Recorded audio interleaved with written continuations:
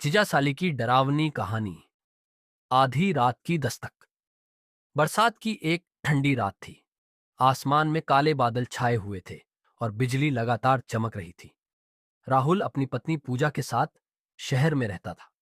एक दिन पूजा को अपने मायके जाना पड़ा क्योंकि उसकी मां की तबीयत अचानक खराब हो गई थी। राहुल ऑफिस के काम में व्यस्त था, इसलिए वह नहीं जा सका। पूजा ने अपनी छोटी बहन नेहा से कहा, राहुल जी घर पर अकेले हैं, 2-3 दिन के लिए जाकर उनका ध्यान रख लेना। नेहा अगले दिन राहुल के घर पहुंच गई। शुरुआत में सब कुछ सामान्य था। दिन भर बातें होती, खाना बनता और समय आराम से गुजर रहा था। लेकिन तीसरी रात कुछ अजीब होने लगा। रात के लगभग 12 बजे राहुल अपने कमरे में लेटा हुआ था। बाहर तेज बारिश हो रही थी। तभी ठक ठक ठक, किसी ने उसके कमरे के दरवाजे पर दस्तक दी। राहुल ने सोचा शायद नेहा होगी। उसने दरवाजा खोला, लेकिन बाहर कोई नहीं था। पूरा गलियारा खाली था। राहुल ने कंधे उचकाए और वापस कमरे में आ गया। कुछ मिनट बाद फिर वही आवाज आई, ठक ठक ठक। इस बार आवाज पहले से ज्यादा तेज थी। राहुल तुरंत बाहर निकला, लेकिन फिर कोई नहीं। अब उसके मन में डर बैठने लगा था। सुबह उसने ये बात नेहा को बताई। नेहा का चेहरा अचानक गंभीर हो गया। जीजा जी, क्या दस्तक ठीक 12 बजे हुई थी? राहुल ने हैरानी से पूछा। हाँ, लेकिन तुम्हें कैसे पता? नेहा कुछ पल चुप रही, फिर बोली, इस घर के बारे में एक पुरानी बात है जो मां ने कभी किसी को नहीं बताई। राहुल उत्सुक हो गया। नेहा ने धीमी आवाज में बताया, कई साल पहले यहां एक बूढ़ा चौकीदार रहता था। एक रात तूफान में उसकी मौत हो गई थी। कहते हैं उसकी आत्मा आज भी आधी रात को दरवाजों पर दस्तक देती है। राहुल हंस पड़ा।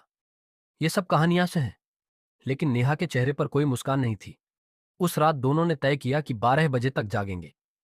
घड़ी की सुइयां धीरे धीरे आगे बढ़ने लगीं। 11 बजकर 58 मिनट, 11 बजकर 59 मिनट, 12 बजे। पूरे घर में सन्नाटा छा गया। अचानक थक थक थक। इस बार दस्तक मुख्य दरवाजे पर हुई। दोनों डर गए। राहुल ने हिम्मत जुटाई और धीरे धीरे दरवाजे की तरफ बढ़ा। जैसे ही उसने दरवाजा खोला, बाहर कोई नहीं था, लेकिन बरामदे के फर्श पर गीले पैरों के निशान बने हुए थे। ऐसा लग रहा था जैसे कोई अभी अभी बारिश से भीगकर अंदर आया हो। निशान घर के अंदर जा रहे थे। राहुल और नेहा उन निशानों का पीछा करने लगे। निशान सीधे स्टोर रूम तक पहुंचे। स्टोर रूम कई सालों से बंद था। दरवाजे पर जंग लगी हुई थी। अचानक अंदर से किसी के चलने की आवाज आई। छर्र छर्र। नेहा डर के मारे राहुल के पीछे छिप गई। राहुल ने धीरे से दरवाजा खोला। कमरा पूरी तरह अंधेरा था। जैसे ही उसने टॉर्च जलाई, कमरे के कोने में एक पुरानी लकड़ी की कुर्सी दिखाई दी और उस कुर्सी पर कोई बैठा हुआ था। सफेद कपड़े पहने एक बूढ़ा आदमी। उसका चेहरा नीचे झुका हुआ था। दोनों की सांसें रुक गईं। अचानक वह बूढ़ा धीरे धीरे सिर उठाने लगा। उसकी आंखें पूरी तरह काली थीं और उसके होठों पर एक अजीब मुस्कान थी। नेहा चीख पड़ी। उसी क्षण कमरे की सारी लाइटें बुझ गईं। चारों तरफ गुप्त अंधेरा छा गया। कुछ सेकंड बाद जब टॉर्च दोबारा जली, वहां कोई नहीं था। कुर्सी खाली थी। दोनों भागते हुए कमरे से बाहर निकल आए, लेकिन असली डर अभी बाकी था। जैसे ही वे हॉल में पहुंचे, दीवार पर लगी पुरानी तस्वीर अपने आप नीचे गिर गई। कांच टूटने की आवाज पूरे घर में गूंज उठी। राहुल ने तस्वीर उठाई। पीछे एक पुराना कागज चिपका हुआ था।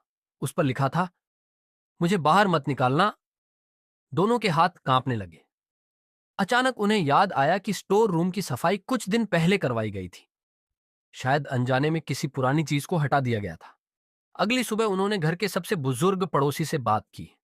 पड़ोसी ने तस्वीर देखते ही कहा, ये उसी चौकीदार की तस्वीर है। उसकी कुछ चीजें स्टोर रूम में रखी गई थीं। जब तक वे वहीं रहीं, कोई परेशानी नहीं हुई। राहुल और नेहा तुरंत स्टोर रूम गए। उन्हें एक पुराना लोहे का संदूक मिला। उन्होंने उसे वापस उसी जगह रख दिया जहां पहले था। उस रात पहली बार घर में कोई दस्तक नहीं हुई। न कोई परछाई दिखाई दी, न कोई आवाज सुनाई दी। सब कुछ शांत था। लेकिन कहानी यहीं खत्म नहीं होती। कुछ महीनों बाद जब राहुल और पूजा घर बदल रहे थे, तो उन्हें स्टोर रूम की दीवार पर खरोंच से लिखा एक वाक्य मिला, मैं अभी भी यहीं हूं।